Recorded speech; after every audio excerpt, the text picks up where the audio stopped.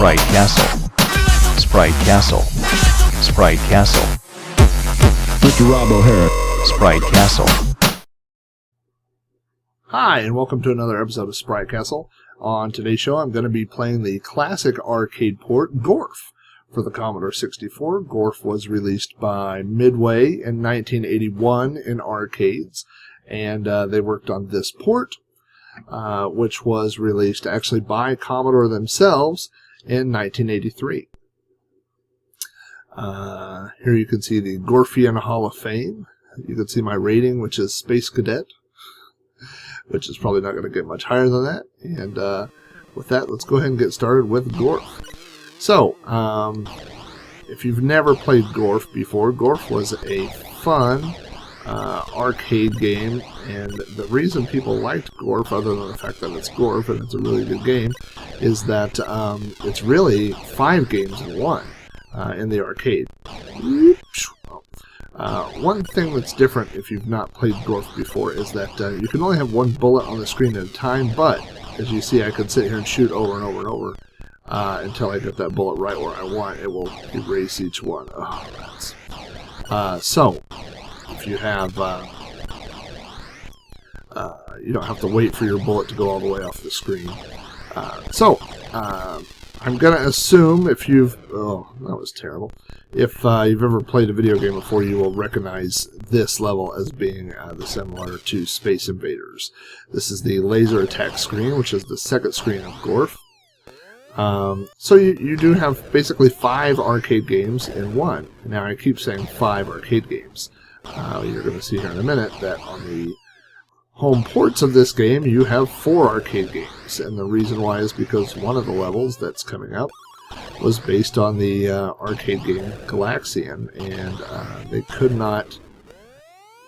Midway could not... I'm guessing it was Midway, but I don't really know why. I couldn't secure the rights to Galaxian, so we skip over the Galaxian stage, which in the arcade version appears right there. So they had problems getting Galaxian, but they had no problem ripping off TIE Fighters in this level. This is the Space Warp level.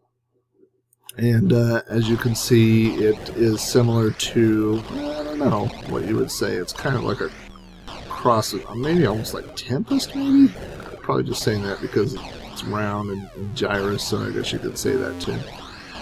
This is the final level of Gorf. This is the flagship, command ship, flagship, whatever.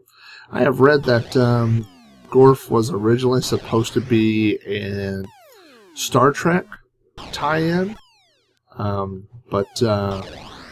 so your ship kind of resembles the Enterprise down there, but not too much. We're trying to shoot the red area of the flagship there. This level is actually much easier on the home port than it is on the arcade version. The arcade version, you have to spend a lot of time dodging those little meteors, but in this version it's not too difficult to do, and boom, there goes the flagship. That's what you get, flagship. The flagship explodes, and now what you'll see is we have moved on back to level 1 again, with a little bit faster, a little bit meaner enemies. And so that's pretty much Gorf for the Commodore 64. If you're not familiar, again, with the arcade version of Gorf, rats, you might... Well, that was dumb. You might think that the colors or graphics aren't too good, but to be honest with you, they look fairly faithful to the arcade version of Gorf. They're not too far off.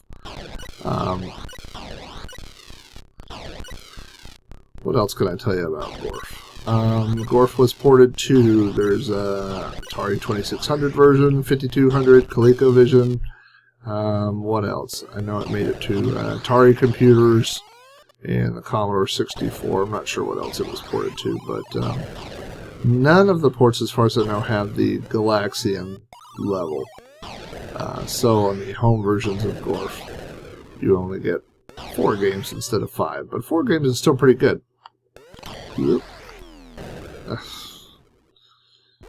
Watch out for the flying fireball meteor things there, meatballs, whatever those are. Like a lot of other games, Gorf ramps up pretty quickly. As you can see, you know, by the time you've gone through the first wave already, things are starting to get a little bit faster. I can actually get quite a bit further than that.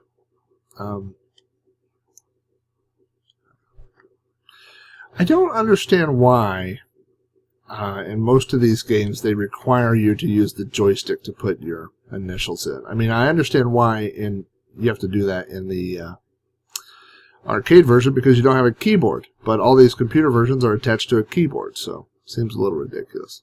Anyway, that's Gorf for the Commodore 64. If you're a fan of Gorf, this is a really great port. It plays pretty close to the original. Like I said, you could see the colors, even the blue background on the first level, the 3 different colors of ships. It's all there, so not a bad version for the Commodore 64.